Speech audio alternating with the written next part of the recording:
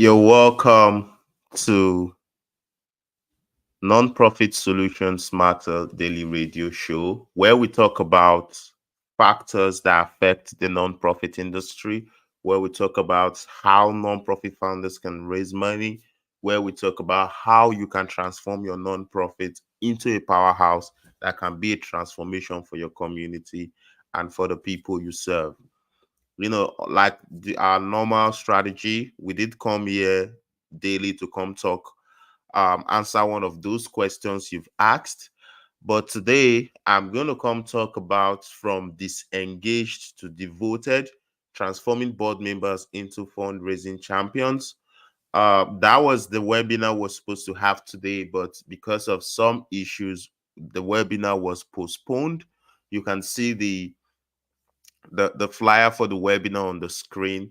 We had some issues and the webinar was postponed. So today I'm just gonna come on here and talk about the topic. Just give us some insights for those who are really looking to learn about the topic. This could really be your opportunity to really know how to transform your board members into fundraising champions.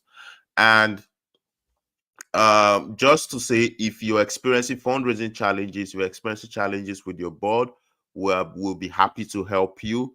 We'll be happy to, provide you a free fundraising and board assessment so you can know what's wrong with your fundraising, so you can know what's wrong with your board, and of course, you can now start taking the right action to raise money. So back to the topic, how can you transform your board members from disengaged to devoted? Right? How can you go through that process? So I'll just jump into it right away. The first step is what we call the board assessment. You need to be able to assess your board, right? And that's one of the offer we give out to nonprofits for free. You can reach out to me and then I'll help you assess your board so you know where your board is lacking behind. You know the skill sets that's shorting, that's at short. You know the people who you need to bring in. You know the current skill set you have on your board. Without assessing your board, you may not be able to understand how best to transform these people to better fundraisers. Just yesterday, I and Sharon was looking at a board survey we did, and just looking at that board survey assessment, we could be able to tell what to do to transform that board into fundraising champions. Just looking at that survey, we saw how the board was lacking in some key areas as regards raising money, how the board was lacking in some key areas as regards organizational participation. And then, of course, using that survey, we can now draw up a strategy, right, that can best improve that board to the level we want to get them to, whether it's turning them into fundraisers or turning them into participants in the organization's programs, depending on what do we need the board members to do. So the very first step is organizational assessment. You need to be able to look into your organization. You need to be able to assess your board and really know what's the weakness, know what the strengths are, know what to do to improve your board. And then, of course, after that, you can now sit and then draw up a board development strategy.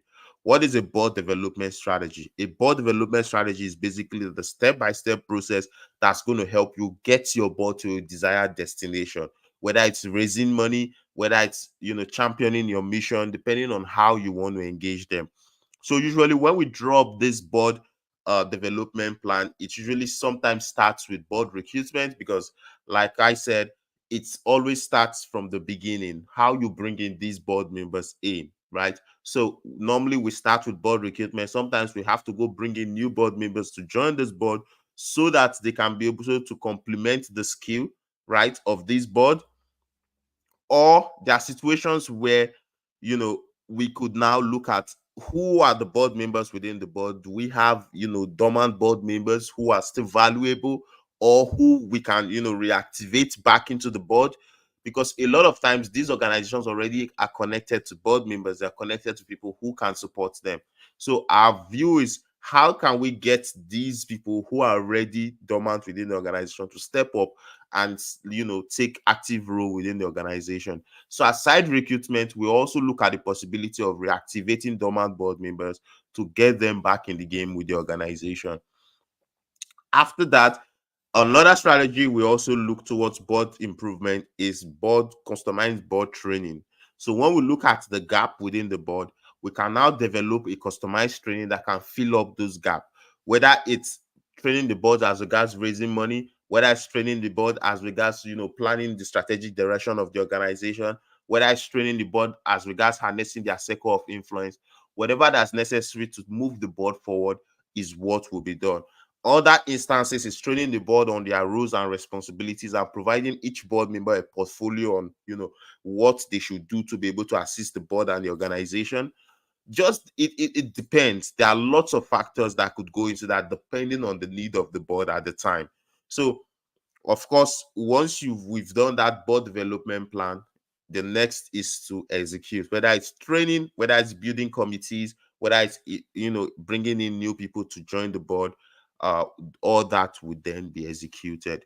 So of course, for the sake of fundraising, what we usually do is once we've been able to beef up the rank of those board members by bringing in new board members or reactivating old board members, we then work with them further to develop a work plan. So we invite everybody from within the board to say, let's plan the future of the organization. That way we can get dormant board members to come on board and say, let's put our ideas together to make this work. So that's one way we get to invite dormant board members back on board to come develop a work plan for the organization. Once they come in to develop that work plan, of course, it's going to show the activities they are going to be executing over a period of time. The resources they are going to need to execute that plan will also be on that plan, right? Now, what we do for that with them is we work with them to identify the people, the funding audience, depending on what they need. It could be in-kind donations, it could be funding, right? We work with them to identify this group of people, work with them to build committees that's going to go after this group of people, right? So it depends. If we're looking for corporate partnership, we build a committee of board members, right, that go after corporate partnership.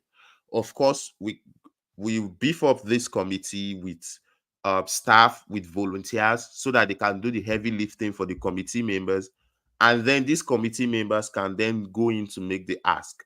So the volunteers and staff who are within this committee, they go in to initiate the communication. They reach out to these businesses, they reach out to corporate entities to set up meetings, and then these board members who are members of these committees go into these meetings to then make the ask on behalf of the organization and then negotiate the terms of the ask. So that's basically how we organize the board. Work with them to build a work plan. Within that work plan, identify resources that we have to go after, build committees that will go after these resources, right? And then work with them to start going after these resources. Bring in volunteers, bring in staff to help them do the heavy lifting while they, go in to make the ask and negotiate on behalf of the organization. The interesting thing is you must bring in processes and structures that ensures that these board members are accountable, right? So sometimes we have to have the founder or the board chair, reach out to committees on a week in and week out basis to say, what are you doing? What do you want to achieve for the week? What have you done? What are the lessons learned? So that they know there's an accountability process in place so they can deliver on the results or the tasks that they've taken on. All these are some of the things you could do to get your board members to move from disengaged to devoted. Of course, if this webinar had held, you would have learned so much because Sharon would have really gone deep into this topic, really help you peel out the onion of this topic, and you're really going to get the value. So what I would say is join us on the 29th for this topic. Do not miss out. This is just a tip of the iceberg. I was trying my best to really capture the entire concept into some few words, but I'll tell you, this isn't enough to get you really going. Be a part of the coming event so that you can be able to learn what to do to transform your board members from disengaged to devoted, to transform your board members into the champions, the fundraising champions you need that can help you achieve your mission. You can text me using the number of this on the screen. I'll be happy to talk to you on what to do to raise money, what to do to transform your board, what to do to build your organization. Till I see you again. Bye bye. Write me, send me any question, email me, use the number on the screen to text me. I'm always available to help you. Bye bye.